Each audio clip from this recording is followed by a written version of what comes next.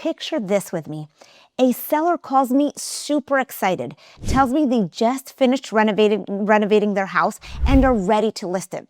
They said they put new floors, fresh paint throughout, and everything was updated. They spent real money and real time on this. So the day of our appointment, I walk in and I'm standing in their foyer trying to figure out how to have a conversation nobody wants to have because the house already looked dated. And not because they were cheap, not because they cut corners, but because nobody told them that the finishes they picked, the ones that felt safe and modern, stopped resonating with buyers a couple of years ago. And now they're going to feel it at the closing table. I'm Lily Vallario, a top-selling real estate agent here in Maryland. And if you're a seller watching this, I need you to pay close attention because the mistakes I'm going to describe here are costing sellers thousands at the closing table right now. By the end of this video, you'll know exactly what to swap out, what to put in its place, and how to course correct if you've already started. And if you're new here, I'm so glad you found this channel. Please subscribe so you don't miss valuable videos like this one. Let me tell you about a situation I dealt with not too long ago. My clients had already moved into their new home, so the house was vacant and the power had been shut off. Then we hit that stretch of brutally cold weather earlier this year, and a pipe froze and burst. Because nobody was there, the damage wasn't caught right away, and by the time everyone realized what had happened, water had caused major damage throughout the home. Fortunately, the insurance payout covered the full renovation.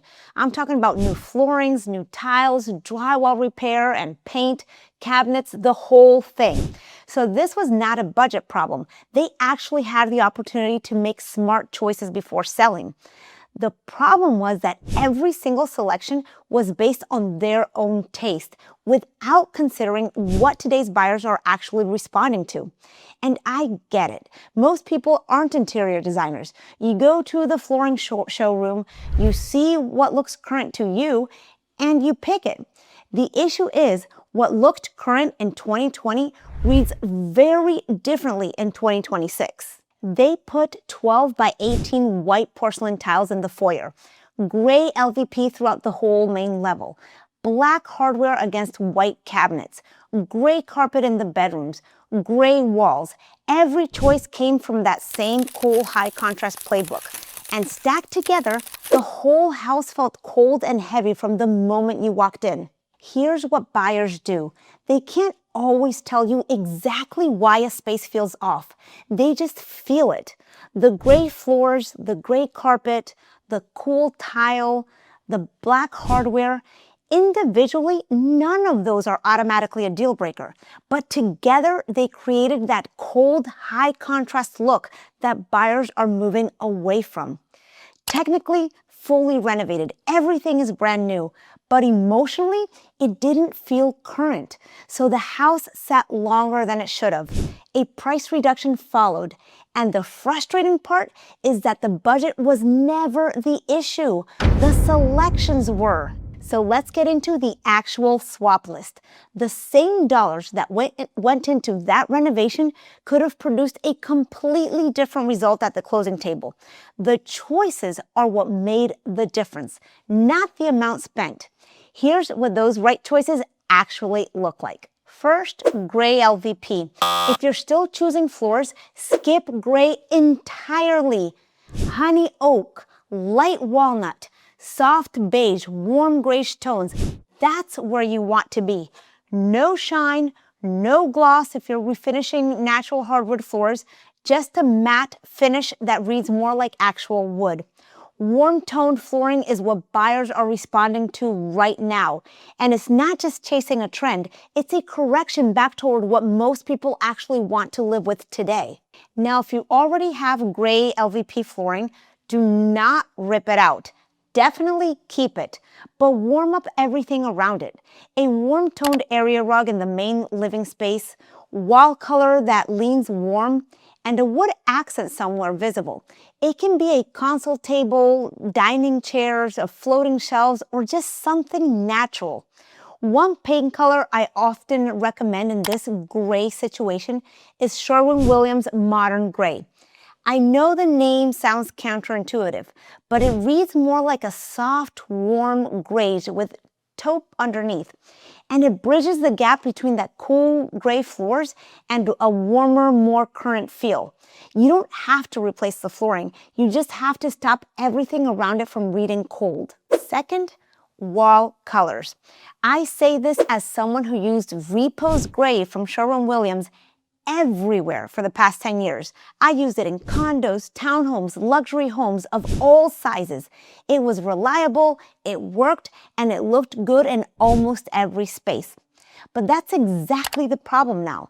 Buyers have seen it in every listing, and that cool gray family that used to feel clean and fresh now often makes a home feel like it was renovated 5 or 6 years ago, even if the paint is brand new. As a seller, you need to move toward softer, warmer neutrals. Sherwin-Williams Aesthetic White or Natural Linen are the two that I'm recommending right now. They photograph beautifully, they feel clean and neutral, and bring just enough warmth so the home feels welcoming the second a buyer walks in. The goal isn't for buyers to notice the wall color. It's for them to feel like the whole house just makes sense. Third is black hardware. But wait, and I want to be really clear here. I'm not saying black hardware needs to go. Black can still look fabulous. What's dated is the all or nothing approach. Black pulls, black faucet, black doorknobs, black hinges, black shower frame. Every surface outlined in the same finish against white cabinets and gray floors. That combination is what reads heavy now. What works instead is mixed metals. Black combined with champagne gold or brushed bronze gives you something that feels curated and not formulaic. Brushed nickel is also having a real moment because it crosses both warm and cool palettes without locking you into one look. If you've already got black hardware throughout, you don't need to replace it. The fix is softening. In the kitchen, for example, bring in warmth with simple staging pieces, maybe a wood cutting board leaning against the backsplash, a warm beige runner, a small olive tree or potted greenery, and linen-toned dish towels. Nothing cluttered, nothing too personal, just enough warmth so the black reads like an accent instead of the dominant thing in the room. Same goes for the bathroom. For example, something that you can do is a teak wood bath mat or an oatmeal hand towel or a simple plant. The black can definitely stay. It just needs something warm around it so the space feels current and not like a 2020 flip. Fourth is tile. If you're replacing it, be careful with that cold marble Carrera look porcelain, the white with gray streaks. Buyers have seen it in every builder bathroom, in every investor flip for years now. And it doesn't always read updated anymore. Sometimes it reads dated, like 2019. If the tile has to be replaced, go for a natural earth tone tile that leans towards ivory or sand. But for most sellers though, a full bathroom renovation isn't going to be necessary. Instead, paint the vanity a soft cream or warm greige. The bathroom will suddenly feel softer, cleaner, and more current without spending much at all. The goal isn't trendy. It's warm. It's to create kind of that warm and calm, move-in ready feel. The feel that sells to buyers. Fifth is lighting. This might have the best return on the entire list. It's inexpensive and it changes everything.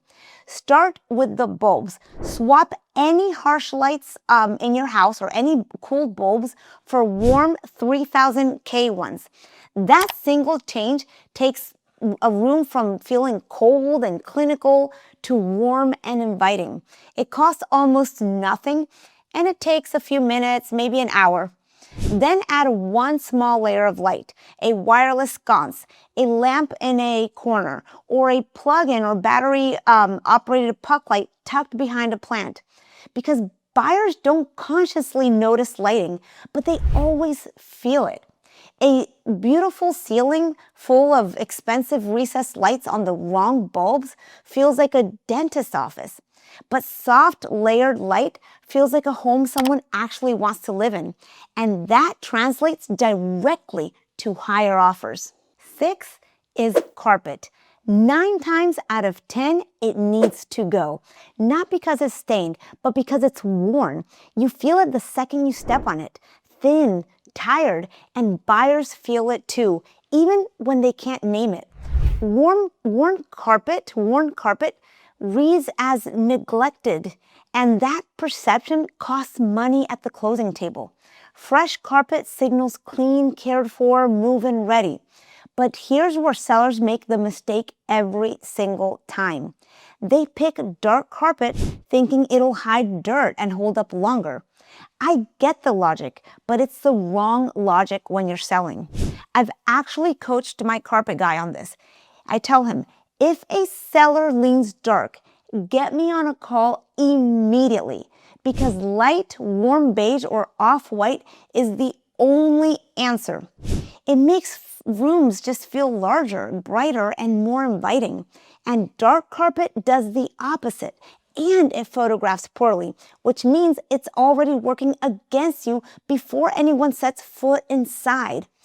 Just remember this, it's not about what will last the longest. It's about what sells and puts more money in your pocket. Before you finalize any finish, ask yourself one question. Does this appeal to my taste, or does it appeal to the broadest pool of buyers shopping in this market right now? Because those two things are not always the same. And when you're selling, only one of them matters. And I'm telling you right now, guys, warm and neutral always win. Buyers need to walk in and picture their life there, their furniture, their family, their mornings, their routine. When the renovation choices feel too specific or behind the curve, that mental picture gets interrupted, and that hesitation shows up in their offer.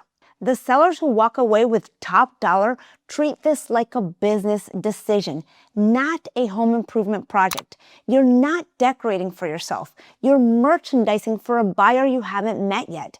And if you're still in the planning phase, please call your agent before you call your contractor. That one conversation could save you from a price reduction that costs far more than the renovation itself. And if you're thinking about selling and want to know exactly what updates make sense for your specific home, my contact information is in the description. Let's talk before you spend a single dollar. And if this video helped you, please like it, drop a comment below, and subscribe so you don't miss what's happening next.